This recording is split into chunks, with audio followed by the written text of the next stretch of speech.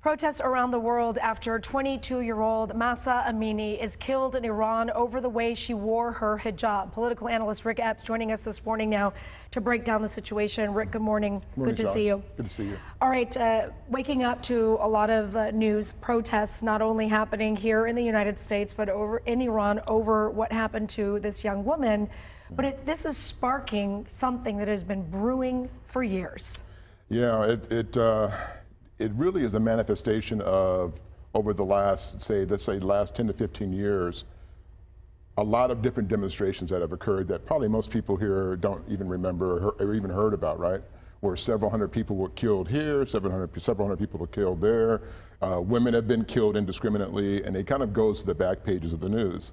This is a little different in the context that, along with social media, which certainly has helped, this particular killing of this woman who was Kurdish by the morality police, which is the allegation, and it seems like based on the information we have that it's true, really has sparked a frustration that's been festering in the women in Iran for a long time.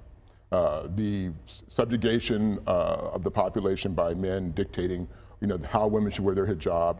The assertion was that she didn't have it on properly, and then the fact of the sort of brutality that has been leveled against women for this, but also in other aspects of the society as well, is what has led women in this country to sort of rise up, along with the men too. It's a tremendous escalation of violence in the last 24 hours. Over the past decade, you and I have sat right here in this studio, and we have watched protests coming out of Iran on multiple occasions. This time when you talk about the women, and you may have seen some of these videos coming across social media, Rick, they're taking off their hijab, they're walking in the street, they are shaving their hair, they are cutting their hair, they are taking to the streets, and they are fighting back. Is this different this time?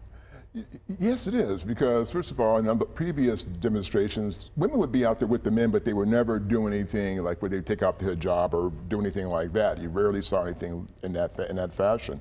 This particular situation, women are actually out there, even those who tend to be on the more conservative side, are really empathetic to the cause. They are basically taking them off. They've been burning the hijabs in the street, with men cheering them and supporting them, which is, I think, a new phenomenon.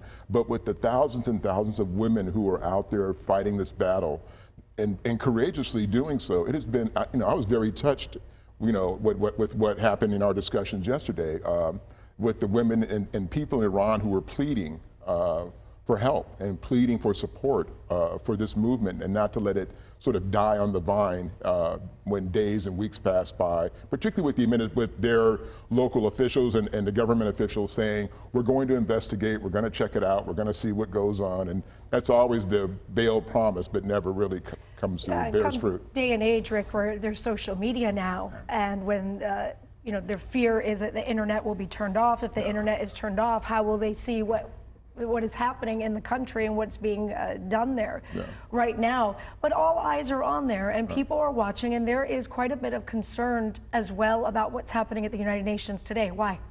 Well, President Raisi is here, and he's trying to reestablish the nuclear deal, wants to solidify the nuclear deal that had basically been tattered during the Trump administration.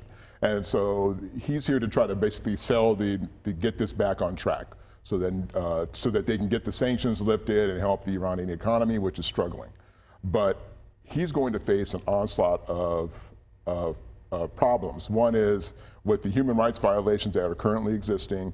The question is going to be if even the semblance of the United States, for example, agreeing to step back into this with them, I would argue these are the kinds of diplomatic issues that are more difficult to resolve, because we can hold them hostage and say, okay, you need to clean up this mess, or we're not going to get back in this deal with you, along with the rest of our allies will also back this. Iran is playing a very dangerous game. They cannot afford any more sanctions than they already have in place.